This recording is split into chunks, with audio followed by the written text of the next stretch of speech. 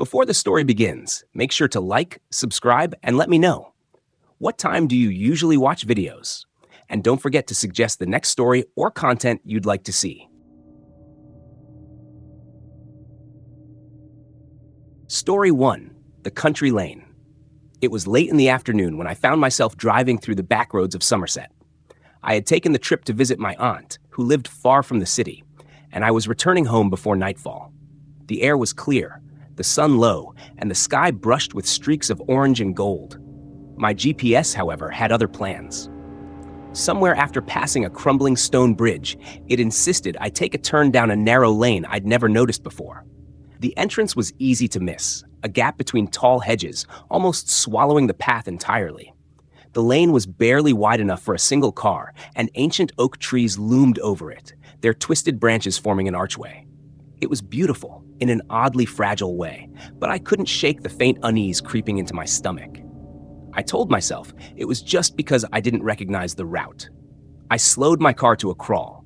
Sunlight filtered through the branches in fractured patterns, and the sound of my tires crunching the gravel seemed far too loud. There were no signs, no houses, only the endless walls of hedges and the occasional glimpse of mist beginning to gather along the ground. I rolled the window down, half expecting to hear birdsong, but there was nothing. No wind, no rustle of leaves, just stillness. 100 meters in, I saw him. At first, I thought it was just a trick of the light. But then, as I approached, I realized there was a man standing at the side of the lane. He wore an old-fashioned suit and a bowler hat, his posture straight, his hands resting neatly in front of him. But his face, it was wrong. His features looked as though they had been pressed into the faded quality of an old black-and-white photograph. Even from my car, I could see his eyes were unnervingly hollow, not in the sense of missing, but in the way that they seemed to absorb the light rather than reflect it. I slowed down, debating whether to ask if he needed help, but the moment my car drew level with him, something in me screamed not to. His head turned slowly, tracking my movement with deliberate precision, but his body didn't shift an inch. My throat tightened. Without thinking, I pressed the accelerator and moved past him, resisting the urge to look in the mirror. The lane twisted and dipped, leading me deeper into the green tunnel of hedges. The mist grew thicker, curling around my tires. That was when I saw the farmhouse. It sat back from the road, half hidden by overgrown bushes, its roof sagging and paint peeling in great sheets. Something about it felt ancient, not abandoned in the sense of a recent neglect, but as if it had been left to rot for generations. In front of the house stood a group of children. 4 of them, maybe 5, though I couldn't tell exactly because they stood so close together, holding hands in a single line. Their clothing was old-fashioned, dresses with frayed hems, trousers with suspenders, fabric dulled to shades of gray and brown. What froze me wasn't their stillness. It was the way they were staring directly at me. Their pale faces, almost translucent, didn't flicker with recognition or fear. They just watched, their eyes fixed and unblinking. The mist curled around their bare feet as though the earth itself was trying to claim them. I didn't stop. I don't know why, but I knew I shouldn't. I kept driving, expecting the lane to eventually open up into a main road, but it didn't. It wound endlessly, each curve revealing more hedges, more mist. The sunlight was fading quickly, shadows thickening into black shapes that seemed to lean into the road. My GPS was useless. It had frozen entirely, the map locked on a blank green field. I tried turning around, but there was no space wide enough. The hedges pressed in too tightly, like walls. I drove faster, panic prickling under my skin. The road began to slope downhill, and for a moment I thought I saw the glow of headlights ahead. Relieved, I slowed, until I realized they weren't headlights at all. They were lanterns. Dozens of them, hanging from the branches of the oak trees, swaying gently though there was no wind. The light they cast was golden but weak, their flames wavering in a way that made the surrounding darkness seem even thicker. As I passed beneath them, the air turned cold. My breath clouded in front of me. Somewhere behind the hedges, I heard the sound of footsteps, slow, deliberate, matching the pace of my car. The road narrowed further, and then I saw movement ahead. The man in the bowler hat was there again, standing in the middle of the lane, blocking my path. I slammed the brakes, my tires skidding slightly on the damp gravel. My heart pounded in my ears. He tilted his head just slightly, and in that instant, I knew I was not supposed to be here. I threw the car into reverse, but the lane behind me was no longer empty. The children were there, spaced evenly across the road, their linked hands forming a barrier. They were smiling now, small, cold smiles that didn't reach their eyes. Trapped, I stared at them through the windshield. The man stepped closer, and though his lips didn't move, I heard a voice inside my head. "This road isn't yours to take." The world seemed to tilt, the mist swallowing the car. My vision tunneled, my grip on the wheel loosening.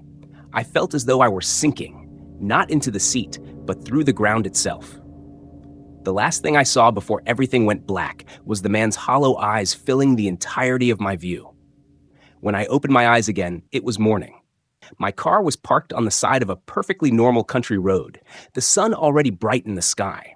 There were no hedges, no farmhouse, no sign of mist. My GPS cheerfully announced that I was only 15 minutes from home.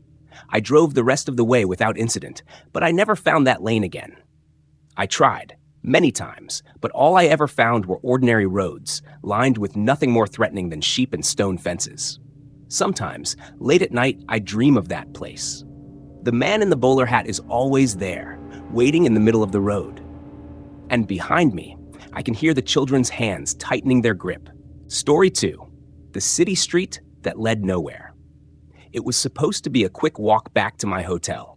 I had been in the city for less than a week, and every evening after work, I wandered the streets to take in the architecture, the food carts, the subtle shifts in mood that came as the sunlight dimmed and the streetlights flickered on. I wasn't lost. Not at first. I turned down a street I didn't remember seeing before. It was narrow, tucked between two tall buildings. One a glass and steel office tower, the other an old brick apartment block with ivy crawling up its walls. The street had no name sign, just a blank metal pole. I paused, thinking maybe I'd found a shortcut. The first thing I noticed was the sound, or rather, the absence of it. The honking horns, the distant hum of traffic, the murmur of people, everything faded as soon as I stepped onto the pavement. My footsteps echoed unnaturally loud, bouncing off the walls like I was in a tunnel. The air felt heavier, thicker, like breathing just took a little more effort. The street stretched straight ahead, flanked by buildings that didn't seem to match any particular era. Some were sleek and modern, their windows tinted black. Others looked like they belonged in a century-old photograph, with wrought iron balconies and chipped paint. But all the windows were dark. No curtains, no lights, no movement. I passed a street lamp with a dull yellow bulb that buzzed faintly. It was the only source of light besides the dim gray sky overhead. I checked my phone, no signal. I told myself it was just a dead spot, nothing unusual. As I walked farther, the street began to curve slightly, and I realized I could no longer see the entrance I had come from. I glanced back, expecting to see the bustling avenue just a block away, but instead there was more street. The way behind me looked identical to the way ahead. The same silent buildings, the same single street lamp, the same patch of cracked pavement with a missing brick. I walked faster. The curve in the road became sharper, winding like a spiral. My sense of direction wavered. The air seemed to hum faintly now, like an electrical current passing through invisible wires. That's when I saw the first person. He stood perfectly still in the shadow between two buildings. A tall man in a dark overcoat and wide-brimmed hat. His face was turned toward me, but I couldn't make out his features, just the pale oval of skin.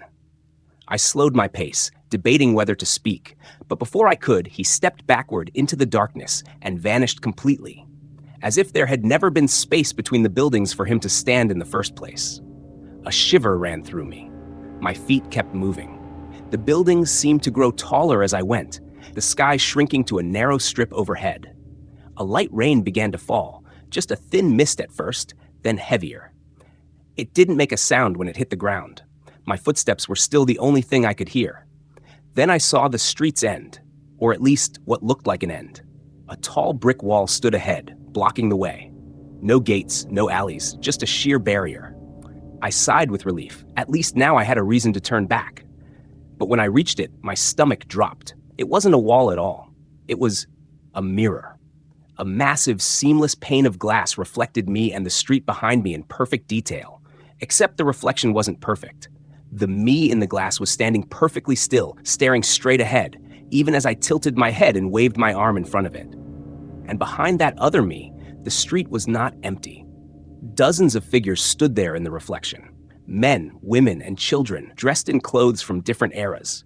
Victorian dresses, 1950s suits, modern hoodies, yet all their faces were expressionless. Their eyes seemed too dark, too deep, and every single one of them was staring at me. I stumbled back. The reflection didn't follow exactly. The other me stayed rooted in place, surrounded by the silent crowd. My breathing was rapid now, and the rain felt colder on my skin.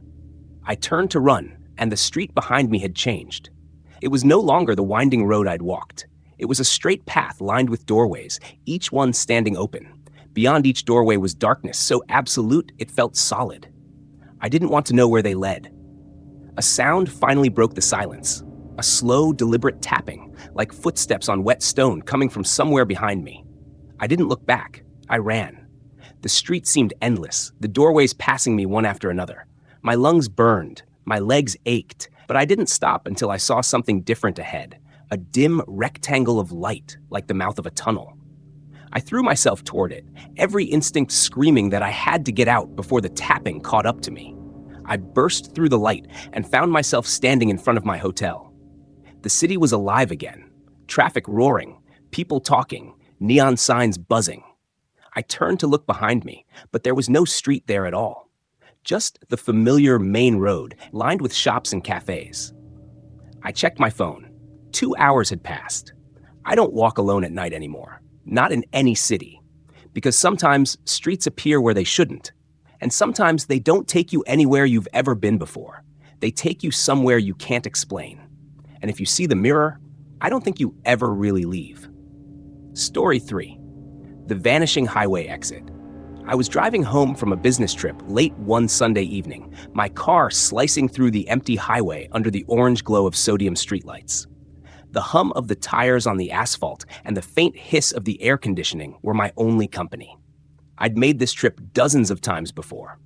Route 94 straight into the city, take exit 17B toward my neighborhood, then 15 minutes through familiar suburban streets. That night, everything felt unusually quiet. The radio had been off for miles, and even my phone had no signal, something that almost never happened along this stretch of road.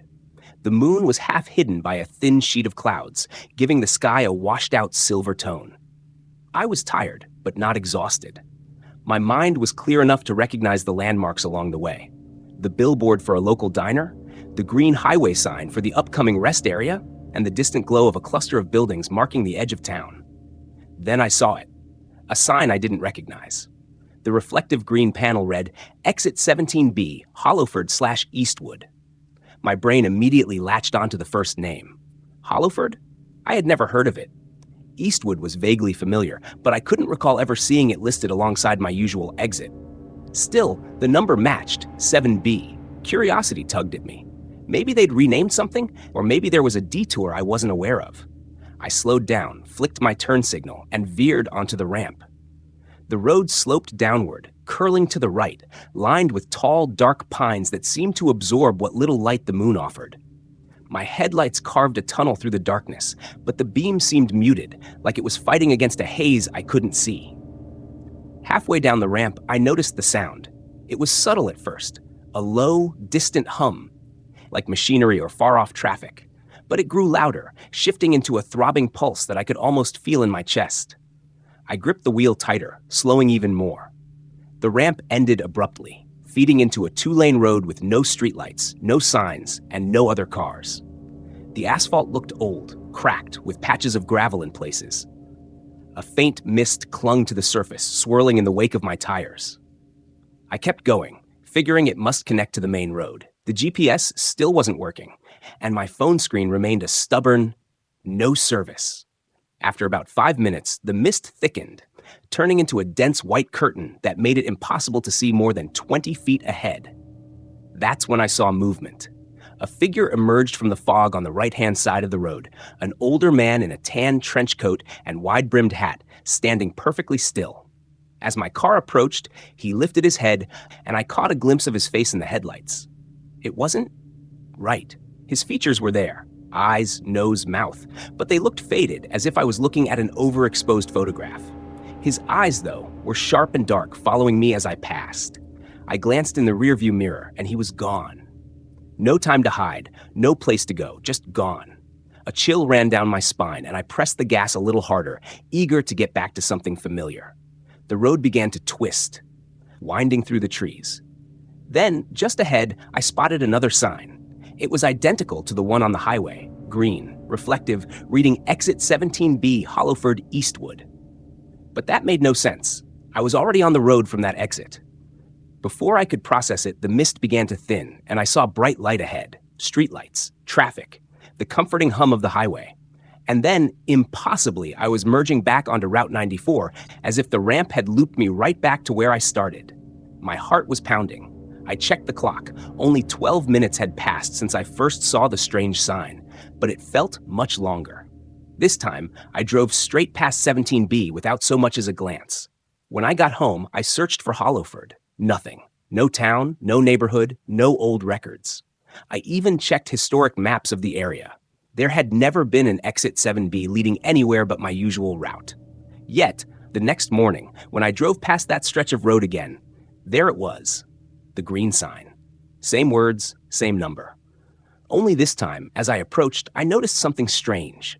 The letters looked faint, almost transparent, like they were barely there at all. I've never taken that exit again. And sometimes, late at night, when I'm driving that same highway, I catch myself glancing in the rearview mirror, half expecting to see a man in a trench coat standing in the mist behind me. Maybe there's a logical explanation for all of this. Maybe these were tricks of the light, faulty memories, or roads closed and demolished without notice. But when you've walked, driven, or stood somewhere that shouldn't exist, and felt that cold, unshakable certainty in your chest, it's hard to believe it was all just in your head. Some roads lead you home, some lead you nowhere. And some, it seems, were never meant to be found at all.